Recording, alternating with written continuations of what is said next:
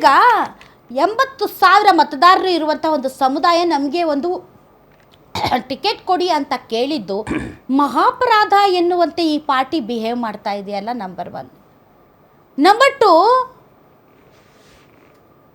ಈ ವಿಚಾರದಲ್ಲಿ ಕೆಲವರು ಪ್ರಚಾರಕ್ಕೆ ಬರಲಿಲ್ಲ ಅನ್ನೋ ಕಾರಣಕ್ಕೆ ಅವ್ರ ವಿರುದ್ಧ ಇಷ್ಟು ದೊಡ್ಡ ಶಿಸ್ತಿನ, ಅಂದರೆ ಇಲ್ಲಿ ಬೇಸಿಕಲಿ ಅರ್ಥ ಮಾಡ್ಕೋಬೇಕಾಗಿರೋದು, ನೀವು ಸಮುದಾಯ ನೀವು ಟಿಕೆಟು ಕೇಳಬಾರ್ದು, ಸಮುದಾಯ ನೀವು ಮಾತಾಡಲೂಬಾರ್ದು, ಸಮುದಾಯ ನೀವು ಏನೂ ಮಾಡಲೂಬಾರ್ದು, ಸಮುದಾಯ ನಾವು ಹೇಳ್ದಂಗೆ ಕೇಳಬೇಕು, ನಾವು ಕೊಟ್ಟರೆ ಇಸ್ಕೋಬೇಕು, ಕೊಡಲಿಲ್ಲ ಅಂದರೆ ನಮ್ಮ ಪರವಾಗಿ ಏನಿದು ನನಗೆ ಅರ್ಥ ಆಗ್ತಾ ಇಲ್ಲ, ಏನು ಲಾಜಿಕ್ ಇದು ಅಂತ. ಮೇಡಮ್, ಇದೇ ದಾವಣಗೆರೆಯಲ್ಲೇ ನಿಮಗೊಂದು ವಿಚಾರವನ್ನು ಹೇಳ್ತೀನಿ. 2024ರಲ್ಲಿ ಇದೇ ಒಂದು ಏನು MP ಚುನಾವಣೆ ನಡೆಯುವಂಥ ಸಂದರ್ಭದಲ್ಲಿ ಬಹಿರಂಗವಾಗಿಯೇ ಇದೇ ಶಾಮನೂರು ಶಿವಶಂಕರಪ್ಪನವ್ರು ಹೇಳ್ತಾರೆ BJPಗೆ ನೀವು ಸಪೋರ್ಟ್ ಮಾಡಿ ಅಂತಕ್ಕಂಥದ್ದು. ಯಾಕೆ ಅವತ್ತು ನೀವು ಶಿಸ್ತು ಕ್ರಮ ಕೈಗೊಳ್ಳಲಿಲ್ಲ ಅವ್ರ ವಿರುದ್ಧವಾಗಿ?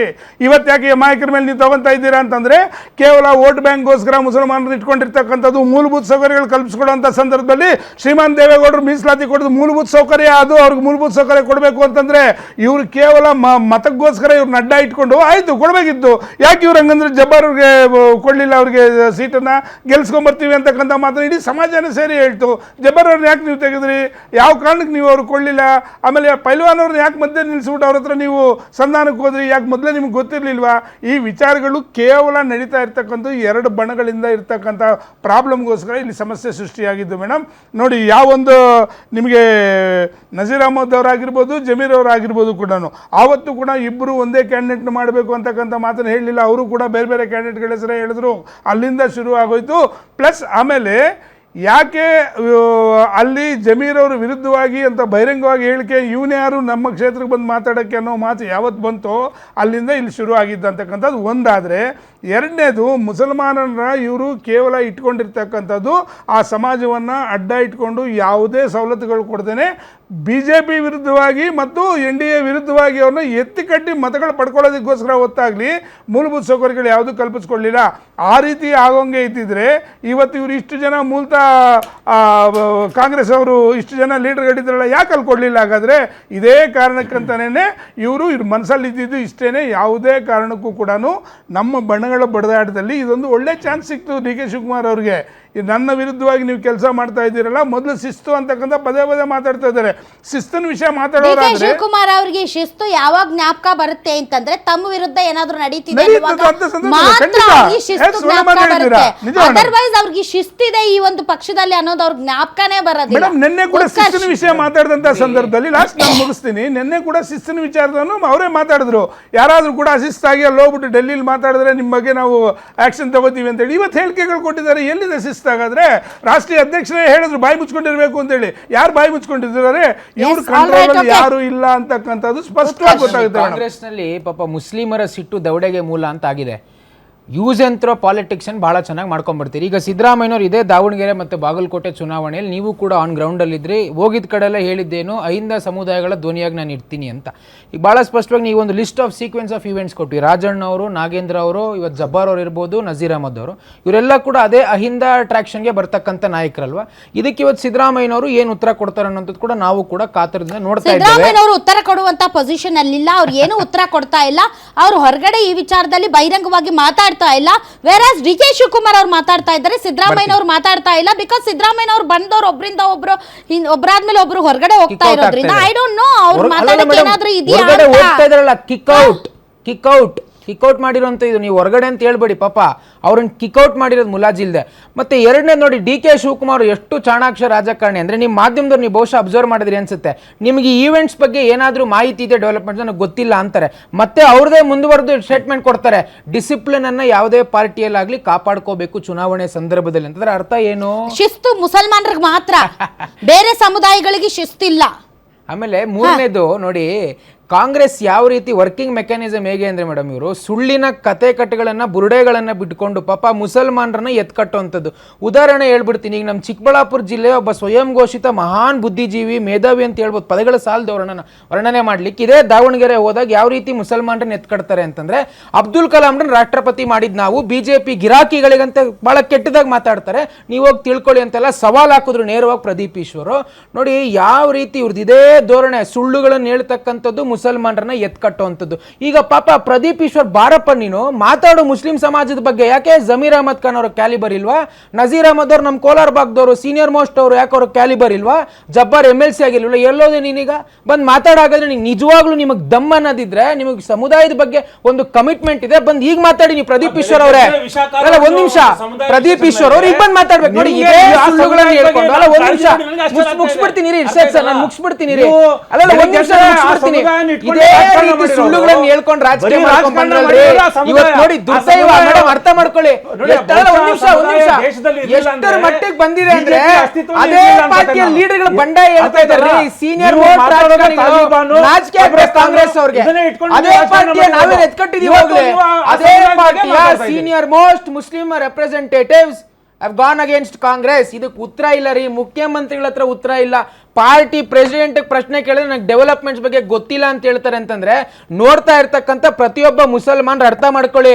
ಬಹಳ ಸ್ಪಷ್ಟವಾಗಿ ಹೇಳ್ತೀನಿ, ದೇಶದಲ್ಲಿ ಏನ್ ಮಾಡ್ಕೊಂಡ್ ಬಂದಿರ ಅಂತಂದ್ರೆ, ಮುಸಲ್ಮಾನರನ್ನ ಬಿಜೆಪಿ ಬಂದ್ಬಿಟ್ರೆ ದೇಶ ಬಿಟ್ಟು ಓಡಿಸ್ತಾರೆ ಅಂತ. ಒಂದೇ ಒಂದು ಮುಸಲ್ಮಾನನ್ನ ದೇಶ ಬಿಟ್ಟು ಓಡಿಸ್ತೀರ ಉದಾಹರಣೆ ಕೊಡ್ರಿ ನೀವು.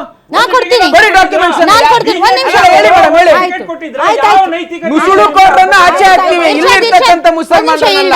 ಸರ್ ನಾನ್ ಕೊಡ್ತೀನಿ ಸರ್. ನೀವಿದ್ರಲ್ಲ ಸರ್ ಕಳೆದ ಬಾರಿ ಬೊಮ್ಮಾಯಿ ಅವರ ನೇತೃತ್ವದ ಸರ್ಕಾರ ಅವ್ರ ಬಿಜೆಪಿ ಗೌರ್ಮೆಂಟ್ ಇದ್ದಾಗ ಸರ್, ತಾವು ಹಿಜಾಬ್, ಹಲಾಲ್, ಟು ಬಿ ಮೀಸಲಾತಿ ಕೇಳಿಸ್ಕೊಳ್ಳಿ, ನೀವು ಎಷ್ಟು ಪ್ರೀತಿಯನ್ನ ತೋರಿಸಿದ್ರಿ ಮುಸಲ್ಮಾನ ಸಮುದಾಯದ ಮೇಲೆ ಅನ್ನೋದನ್ನ ನಾನು ಹೇಳ್ತಾ ಇದ್ದೀನಿ.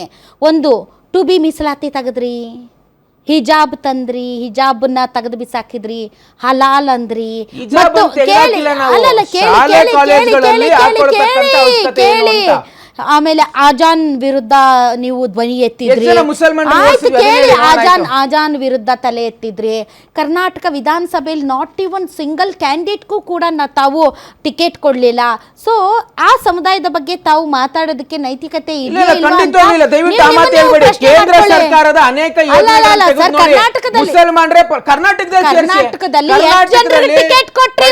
ಕರ್ನಾಟಕದಲ್ಲಿ ಟಿಕೆಟ್ ಕೊಟ್ರಿ ನಮ್ಮಲ್ಲಿ ಯಾರು ಗೆಲ್ತಾರೆ ಟಿಕೆಟ್ ಕೊಡ್ತೀವಿ. ನಮ್ಮಲ್ಲಿ ಯಾರು ಗೆಲ್ಲುವಂತ ಕ್ಯಾಂಡಿಡೇಟ್ ಇರ್ತಾರೆ ಅವ್ರಿಗೆ ಟಿಕೆಟ್ ಕೊಡ್ತೀವಿ. 2008 ಮಂತ್ರಿ ಮಾಡಿದ್ವಲ್ಲ, 2008 ಸಚಿವರನ್ನಾಗಿ ಸರ್, ಯಡಿಯೂರಪ್ಪ 2023ರಲ್ಲಿ 224 ಕ್ಷೇತ್ರಗಳಲ್ಲಿ ಎಷ್ಟು ಜನ ಮುಸಲ್ಮಾನರು ಟಿಕೆಟ್ ಕೊಡ್ತೀವಿ? ನಾನ್ ಕೇಳಿದ ಪ್ರಶ್ನೆ ಅದೇ ಉತ್ತರ. ನಮ್ಮಲ್ಲಿ ಯಾರು ಗೆಲ್ಲೋ ಕ್ಯಾಂಡಿಡೇಟ್ ಉತ್ತರ ಕೊಡ್ತಾರೆ, ಟಿಕೆಟ್ ಕೊಡ್ತೀವಿ. ಊಟ ಮಾಡಿದ್ರ ಅಂತಂದ್ರೆ ಅಲ್ಲ, ಬರೀ ಟಿಕೆಟ್ ಕೊಟ್ಬಿಟ್ರೆ ಆಗಲ್ಲ, ಆಗೋಯ್ತಾ? ಕೇಳ್ರಿ, ಊಟ ಮಾಡಿದ್ರ ಅಂತಂದ್ರೆ ಹಸುವಾದಾಗ ಊಟ ಮಾಡ್ತೀನಿ ಅಂತಂದ್ರೆ ಮಾಡಿದ್ರೋ ಮಾಡಿಲ್ಲ ಅಂತ ಹೆಂಗ್ ಗೊತ್ತಾಗುತ್ತೆ? ನಮ್ಮಲ್ಲಿ ಯಾರು ಗೆಲ್ತಾರೋ ಟಿಕೆಟ್ ಕೊಡ್ತೀವಿ. ನಮ್ಮ ಪಾರ್ಟಿಯಲ್ಲಿ ಕೊಡ್ತೀವಿ. ಕೊಡೋದು ಮುಂದಿನ ಭವಿಷ್ಯತ್ ಕಾಲ. ಹೇಳಿ ಮೇಡಮ್, ಎಷ್ಟು ಜನ ಆಚೆ ಹಾಕಿದೀವಿ? ಉತ್ಕರ್ಷ್, ಭವಿಷ್ಯತ್ ಕಾಲ ಬೇಡ, ಭೂತಕಾಲದಲ್ಲಿ 2023ರಲ್ಲಿ ಎಷ್ಟು ಜನ ಮುಸಲ್ಮಾನ ಅಭ್ಯರ್ಥಿಗಳಿಗೆ 224 ಕ್ಷೇತ್ರಗಳಲ್ಲಿ ಟಿಕೆಟ್ ಕೊಟ್ಟಿದ್ದೀರಿ? ನಮ್ಮ ಪಾರ್ಟಿಯಲ್ಲಿ ಯಾವ ಕ್ಯಾಂಡಿಡೇಟ್ ಗೆಲ್ತಾರೆ, ಮುಸ್ಲಿಮರು ಗೆಲ್ತಾರೆ ಅಂದ್ರೆ ಟಿಕೆಟ್ ಕೊಡ್ತೀವಿ. ಮುಸ್ಲಿಮರು ಗೆಲ್ತಾರೆ ಅಂತ ರಿಪೋರ್ಟ್ ನಮಗೆ ಬಂದ್ರೆ ಮುಂದಿಂದಲ್ಲ ರೀ, ಹಿಂದಿಂದ ಹೇಳ್ರಿ. ಕೊಡ್ಲಿಲ್ಲ, ರಿಪೋರ್ಟ್ ಬಂದಿರಲಿಲ್ಲ. ಮುಸಲ್ಮಾನರು ಗೆಲ್ತಾರೆ 28 ಕೊಡ್ತೀವಿ ಬಿಡಿ. ಕೊಟ್ಟಿದ್ರ ಕೊಟ್ಟಿಲ್ವಾ? 28 ಕೊಡ್ತೀವಿ. ಕೊಟ್ಟಿದ್ರ ಕೊಟ್ಟಿಲ್ಲ? ಕೊಟ್ಟೆ ಕೊಡ್ತೀವಿ ಮೇಡಮ್. ನೀವು ಅಡ್ದಿಡ್ಡಿ ಮಾತಾಡ್ತೀವಿ. 2023ರಲ್ಲಿ ಕೊಟ್ಟಿದ್ರ ಗೊತ್ತಿರೋದೇ ಅಲ್ವಾ? ಕೊಟ್ಟಿಲ್ಲ ನಾವು, ಅದ್ರಲ್ಲಿ ಏನಿದೆ? ಹಾಗಾದ್ರೆ ಕೊಟ್ಬಿಟ್ಟು ಈ ರೀತಿ ಉಪಯೋಗಿಸ್ಕೊಂಡು ಬಿಸಾಕದ್ ಸರಿ ಹೇಳೋದು ಅಲ್ಲ. ನೀವು ಹಂಗೆ ಹೇಳಕ್ ಹೋಗ್ಬೇಡಿ, ನೀವು ಹಂಗೆ ಹೇಳಕ್ ಹೋಗ್ಬೇಡಿ. ಸಬ್ಕಾ ಸಾಥ್ ಸಬ್ಕಾ ವಿಕಾಸ್ ನಾವೇ ಘೋಷಣೆ ಕೊಟ್ಟಿದ್ದು. ಸಬ್ಕಾ ಸಾಥ್ ಸಬ್ಕಾ ವಿಕಾಸ್ ಅಂತ ಘೋಷಣೆ ಕೊಟ್ಟಿದ್ದು ಭಾರತೀಯ ಜನತಾ ಪಾರ್ಟಿ. ಒಂದ್ ನಿಮಿಷ, ಕೊಟ್ಟಿದ್ದು ನಾವು. ಬಾಗಲಕೋಟೆಯಲ್ಲಿ ಕೇಂದ್ರ ಸರ್ಕಾರದ ಅನೇಕ ಯೋಜನೆಗಳು ನೀವು ಅದನ್ನ ರೇಸ್ ಮಾಡಿದ್ದಕ್ಕೆ ನಾನು ಹೇಳ್ದೆ. ಮತ್ತೆ ಬಾಗಲಕೋಟೆಯಲ್ಲಿ ಮುಸಲ್ಮಾನರು ವೋಟ್ ಬೇಡ ಅಂತ ಹೇಳ್ತೀರಿ. ದಾವಣಗೆರೆ ದಕ್ಷಿಣದಲ್ಲಿ ಮುಸಲ್ಮಾನ್ ಯುವಕರು, ಲೆಟ್ ಮಿ ಫಿನಿಶ್, ಬಾಗಲಕೋಟೆಯಲ್ಲಿ ಮುಸಲ್ಮಾನರು ವೋಟ್ ಬೇಡ ಅಂತ ಹೇಳ್ತೀರಿ. ದಾವಣಗೆರೆ ದಕ್ಷಿಣಕ್ಕೆ ಹೋಗಿ ಮುಸಲ್ಮಾನರ ಮನೆಗೆ ಹೋಗಿ ಶ್ರೀನಿವಾಸ್ ದಾಸ್ ಕರಿಯಪ್ಪ ಅವರು ವೋಟ್ ಕೇಳ್ತಾರೆ. ಸೊ ಹೀಗಾಗಿ ಜನ ನಿಮ್ಮನ್ನ ನಂಬಬೇಕು ಅಂದ್ರೆ ನಂಬಿಕೆಗೆ ಅರ್ಹವಾಗೋ ರೀತಿಯಲ್ಲಿ ನೀವು ನಡ್ಕೋಬೇಕಲ್ಲ.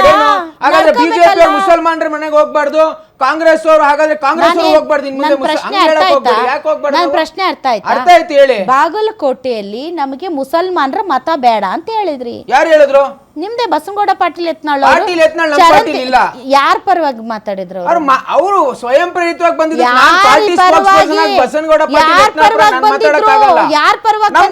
ಅವರು ವೈಯಕ್ತಿಕ ಅವ್ರಿಗೆ ಇರ್ತಕ್ಕಂಥ ರಿಲೇಶನ್ಶಿಪ್ ನಾನು ಅದಕ್ಕೆ ಯತ್ನಾಳ್ ಸ್ಟೇಟ್ಮೆಂಟ್ ನಾನು ಹೇಳಿಕೆ ಕೊಡಕ್ಕಾಗಲ್ಲ ಮೇಡಮ್. ಚರಂತಿ ಮಠ ಅವರು ಕೂಡ ಬೈ ಎಲೆಕ್ಷನ್ ಅಲ್ಲಿ ಸ್ಪರ್ಧಾಳು. ಚರಂತಿ ಮಠ ಅವರು ಬೈ ಎಲೆಕ್ಷನ್ ಅಲ್ಲಿ ಸ್ಪರ್ಧಾಳು. ಅವ್ರ ಪರವಾಗಿ ಚುನಾವಣಾ ಪ್ರಚಾರಕ್ಕೆ ಬಂದಂತ ಯತ್ನಾಳ್ ಹೇಳ್ತಾರೆ ನಮ್ ಸಾಬ್ರು ಅದು ಯತ್ನಾಳ್ ಅವ್ರ ಹೇಳಿಕೆ, ಅದು ಬಿಜೆಪಿ ಹೇಳಿಕೆ ಅಲ್ಲ. ಚರಂತಿ ಮಠ ಅವರು ಕೈ ಮುಕ್ಕೊಂಡು ಹಾ ಹಾ ಹಾ ಹಾ ಹಾ ಯತ್ನಾಳ್ ಅವ್ರ ಹೇಳಿಕೆ ಹೌದೌದೌದಂದ್ರು. ಈಗ ಎಷ್ಟು ಜನ ಮುಸಲ್ಮಾನ ಆಚೆ ಹಾಕಿದೀವಿ ಅನ್ನೋದು ಹೇಳಿ. ನೀವು ಕೊಟ್ಟೆ ಇಲ್ಲ ಆಚೆ ಹಾಕದೇನು?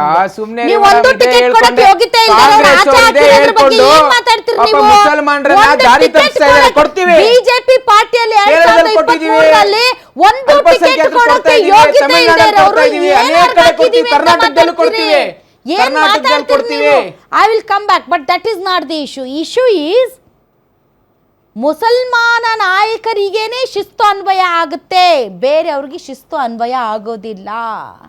ಅಲ್ಲ ರೀ, ಫ್ರಮ್ ದಿ ಬಿಗಿನಿಂಗ್ ಕುರ್ಚಿ ಕಿತ್ತಾಟ ನಡೆಸ್ತಾ ಅಭಿವೃದ್ಧಿ ಕಾರ್ಯಗಳು ಆಗ್ತಾ ಇಲ್ಲ ಅಂತ ಸ್ವತಃ ಸ್ವಪಕ್ಷೀಯರೇ ತಿರುಗಿ ಬಿದ್ದು ಹೇಳಿಕೆ ಮೇಲೆ ಹೇಳಿಕೆ ಕೊಟ್ಟಾಗ ಹೈಕಮಾಂಡ್ ತಣ್ಣಗೆ ಡೆಲ್ಲಿ ಚಳಿಯಲ್ಲಿ ಬೆಡ್ಶೀಟ್ ಹಚ್ಕೊಂಡು ಮಲ್ಕೊಂಡಿತ್ತಲ್ಲ, ಆವಾಗ ಶಿಸ್ತಿನ ಬಗ್ಗೆ ಪರಿಜ್ಞಾನ ಇರಲಿಲ್ವಾ? ಇಡೀ ಕರ್ನಾಟಕದ ಜನ ಹೊಯ್ಕೋತಿದ್ವಲ್ಲ, ಹೈಕಮಾಂಡ್ ಎಲ್ಲಿದೆ, ಬದುಕಿದೆಯಾ ಸತ್ತಿದೆಯಾ, ಬಂದು ಸಮಸ್ಯೆ ಬಗೆಹರಿಸಿ ಅಂದಾಗ ಆವಾಗ ನಿಮ್ಗೆ ಶಿಸ್ತು ಗೊತ್ತಾಗಿಲ್ವಾ? ದಾವಣಗೆರೆ ದಕ್ಷಿಣ ಒಂದು ಬೈ ಎಲೆಕ್ಷನ್ನಲ್ಲಿ ಇದ್ದಕ್ಕಿದ್ದಂತೆ ಶಿಸ್ತು ಜಾಗೃತಗೊಂಡು ಹೈಕಮಾಂಡೇ ಡಿಸಿಷನ್ ತಗೊಂಡು ಒಬ್ಬರಾದ್ಮೇಲೆ ಒಬ್ಬರನ್ನ ತೆಗೆಯೋದಕ್ಕೆ ಸೂಚನೆ ಕೊಡ್ತಾ ಇದೆ ಅಂತಂದರೆ ಆ ಮಲ್ಲಿಕಾರ್ಜುನ್ ಅವರ ಪವರ್, ಆ ದಾವಣಗೆರೆ ದಕ್ಷಿಣ ಕ್ಷೇತ್ರದ ಅಭ್ಯರ್ಥಿಯ ತಂದೆ ತಾಯಿಗಳ ಪವರ್, ವಾವ್, ಮೆಚ್ಕೋಬೇಕು.